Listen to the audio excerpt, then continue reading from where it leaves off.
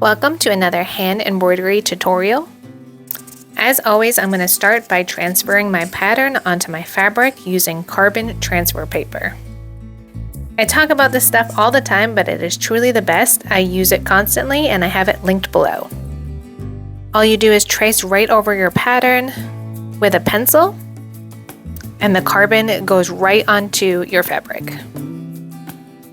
I also have this embroidery sampler linked below as well if you wanted to follow along with my videos.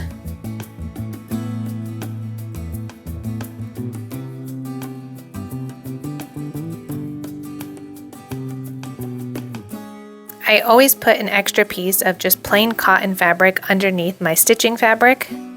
This just helps to keep it from bunching up when I'm pulling on my thread.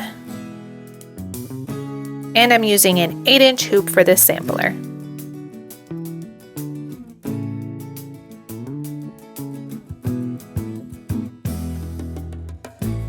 Today I'm going to show you how to do the running stitch. I use this stitch in one of my baby name hoops.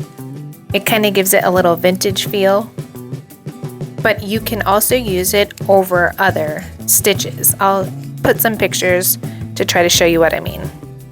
You're going to go up through the bottom of your fabric and then just go down one stitch length. And then this time you're going to leave a little bit of a space and go back up and then back down. Try to keep the stitches the same length. So it's essentially the same as the back stitch, you're just leaving a little space in between each stitch.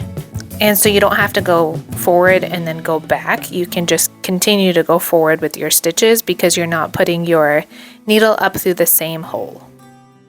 You have that little bit of space in between.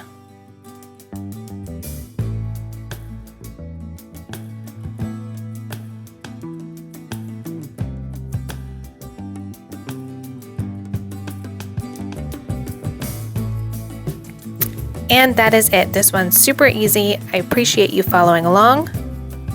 And I'd love it if you come say hi on any of my socials and show me what art projects you're working on.